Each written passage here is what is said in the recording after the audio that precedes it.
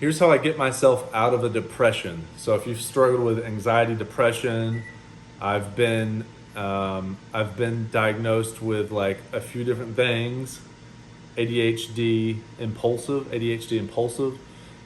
reading disability.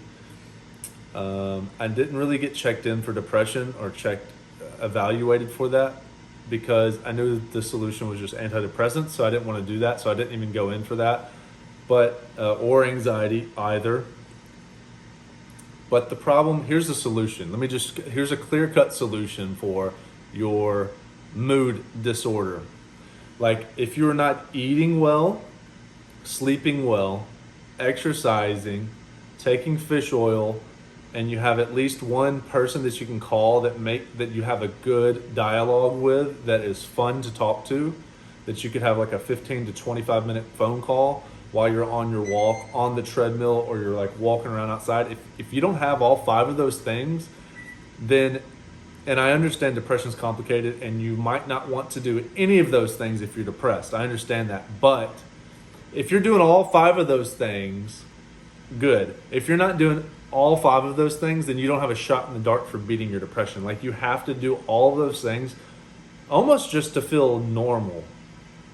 And I'm currently doing all five. I got groceries, cooking good food, whole food. I'm exercising. I walk on the treadmill. I have someone to talk to when I feel down, or just to socialize because I work for myself. I have my personal training clients. I make YouTube videos for car stuff. And I don't have a partner right now. I don't have a girlfriend or fiance or wife right now. So I'm spending a lot of time with myself, which I actually have learned how to do on my own. But a little bit of that, you do sometimes need social interaction. So you do need to call someone and you can relate life with, and it becomes a positive experience. But it's hard to even do that when you feel so bad. So the way that I get myself out of that is just what is the minimum input that you can put in that will get you across that wall? Meaning, how do you get yourself to exercise? Well, if you're a bodybuilder like me, you might come up with this long, huge plan of attack and all this stuff you're going to do. Come Monday morning at 5 a.m. when you need to wake up to go do all that, if the wall is too big, if you've built up this huge goal, it's too much for you to take on. You're going to have anxiety. You're not going to be able to sleep the night before. What you need is like a soft entry. And I know this sounds lame to some people, like,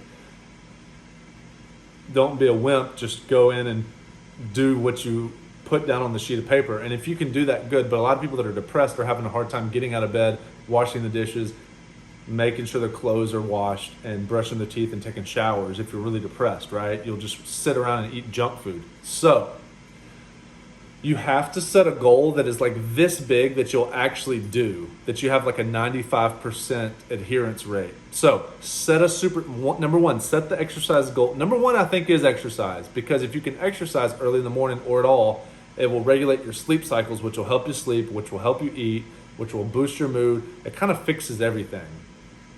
Exercise. So set the goal really small. Maybe it is to just go walk on the treadmill for 5 minutes.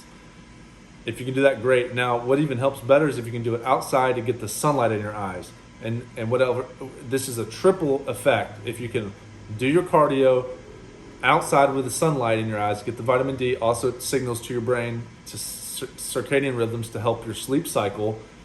And if you can do it with a friend where you can actually talk about stuff, you're winning. Like, that's a 300, that's like 1,000. Your day is going to be so different if you can go walk with someone in the sunlight and get your heart rate up for like 30 minutes every single day, and then throw in some resistance training, and then try to get to bed on time and get up on time. And then before you know it, you're starting to eat a little bit better. And then before you know it, you have some confidence and you have some self-esteem, and it just comes out in your life in so many different ways. But in relationships, the way you carry yourself, the way you make decisions, the way you're not so neurotic because you have that dopamine flowing, because you know you're getting things executed. You're not running away from life anymore. You're not afraid of people, socially anxious, staying inside. It's okay. You can go to the grocery store. You can go do this. You can go do this. Da, da, da. To get out of that socially anxious, isolating thing, for me, the only thing that's ever worked is going to exercise a little bit because it gets you out and it gives you something to focus on. And the brain is just, it's very simple, you know, it just needs something to do and to focus on. And by taking that first step, you have a dopaminergic reaction. The goal is to get over here to go walk on the treadmill. Well, just from that, your brain starts firing dopamine because it has to go do something. And then after you do that thing, you've got other hormones that are released that kind of boost your mood, reduce your hunger for the rest of the day, and give you more energy, kind of that adrenaline going. And then maybe you're brave enough to go now do a couple other things throughout the day, and it keeps that, you know, Dr. Huberman calls it like forward center of mass, and it really is. If you can execute that first workout and then keep that you'll have momentum for the day. I just think without a doubt, exercise is the number one solution for depression, anxiety, bipolar, and everything else. You know, I was diagnosed with bipolar, type 2, and it is situational because I was thinking about leaving Los Angeles and I had broken up. I'd gotten in a fight with my fiance at the time. This is about 3 or 4 years ago.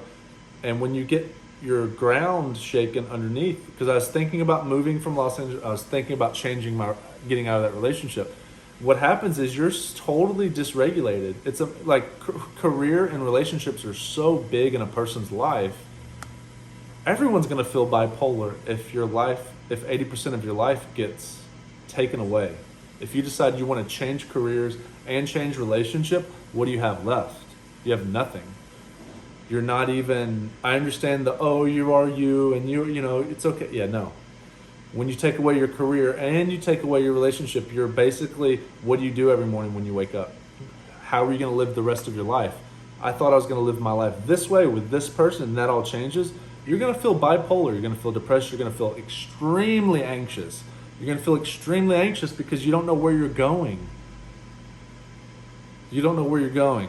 So at least exercise orients you for the day on where you're going.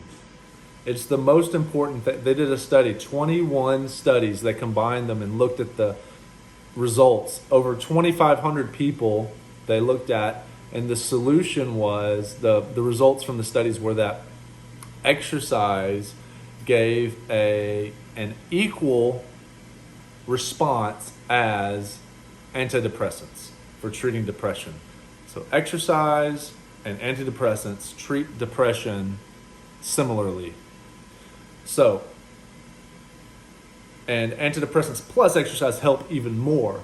But if you're currently depressed and your doctors put you on them, go ahead and take them, but then also get your exercise routines, and then maybe you can drop them later on, right? So I'm not a doctor. I'm not trying to give you medical advice, but I'm telling you my first person experience from like a successful, you know, independent trainer that went house to house and trained all these people in LA, like all sorts of, Andre 3000 from Outkast, or, you know, big time business owners, you know, like big people have tons of money. I was responsible for helping them, right, all day long.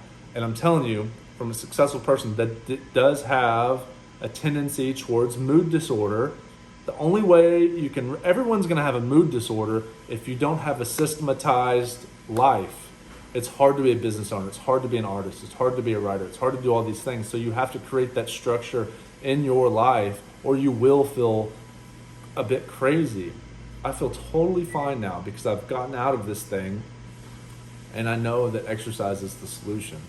So I'm just trying to share my wisdom and my experiences, what's worked for me. So I hope that helps you. If you're in a dark place, you have to go get outside, walk, get the sunlight in your eyes, get in there with a friend or call someone, talk to them while you're walking, or listen to a podcast. It really helps if you talk to someone, but don't call people that are going to bring you down. It needs to be like a 7 out of 10 experience or better, right?